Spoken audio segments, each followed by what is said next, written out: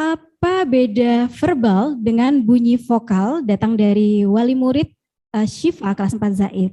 Kemudian pertanyaan berikutnya datang dari Ibunda Zafira kelas 3 Atin. Bagaimana cara mengetahui minat dan bakat baik dalam hal pelajaran maupun aktivitas harian? Satu lagi bisa datang dari Ibunda Faizal kelas 3 Al-Maun. Kalau ketidakfokusan anak dalam hal mengerjakan sesuatu, apakah itu ada kaitannya dengan perkembangan dulu sewaktu bayi? Apakah ada tahapan yang terlewat? Lalu bagaimana cara memunculkan fokus anak dalam hal memperhatikan penjelasan atau menghafal Al-Quran? Silakan Bu Isa.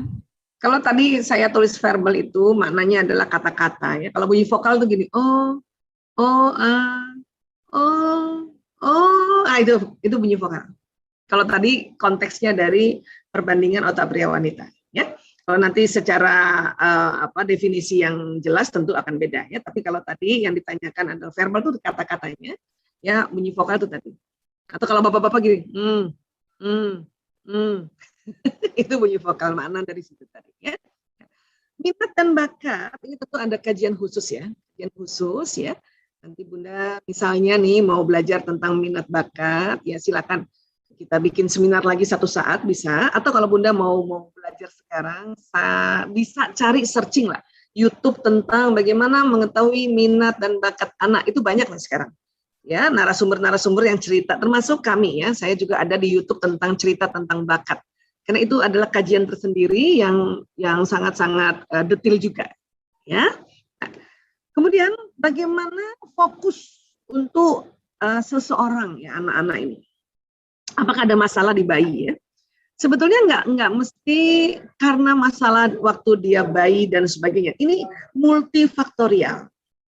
Ada lagi yang kita harus perhatikan yaitu watak anak. Ya. Ada beberapa watak orang tua menganggapnya nggak konsentrasi, padahal dia konsentrasi. Watak-watak ekstrovert itu konsentrasi walaupun dengan gaya belajar yang kinestetik, loncat sana, loncat sini, gerak sana, gerak sini seperti itu. Ya. Watak juga belajar watak ada kajian tersendiri ya, karena memang ada watak-watak tertentu yang kita harus pelajari yang ada kaitannya dengan konsentrasi. Ya, nah kemudian kalau bicara lagi fokus untuk memunculkan fokus, ada banyak yang belum tahu bahwa yang namanya fokus memperhatikan sesuatu di depan dengan sangat seksama, itu memang nggak lama, menitnya nggak lama. Bu. Maksud Bu Isa gimana menitnya nggak lama?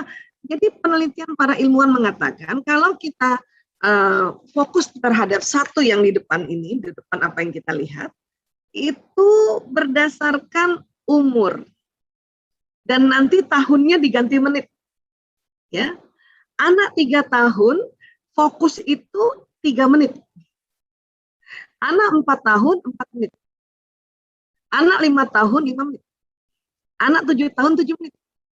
10 tahun, 10 menit. 12 tahun, 12 menit. Di atas 12 tahun sampai seusia kita 15 menit. Ya. Saya tadi juga perhatikan ayah bunda 15 menit memperhatikan saya cerita. Setelah 15 menit pasti ada gerakan. Atau ngapain? 15 menit lagi gitu. Anak juga gitu, Bun. Jadi bukan berarti guru misalnya memberikan penjelasan 40 menit sampai 1 jam dia begini terus nggak gitu. Kalau dia 10 tahun, dia 10 menit, habis itu dia gerak-gerak sebentar dulu, 10 menit lagi. Gerak-gerak sebentar dulu, 10 menit lagi. Oke? Jadi ini yang harus kita pahami. Faktor-faktor inilah nanti yang mempengaruhi bagaimana anak menangkap pelajaran itu. Belum lagi juga tadi faktor emosinya ya. Dan makanannya juga ya Bun. Iya. Oke, kurang lebih seperti itu dulu yang bisa saya sampaikan ya.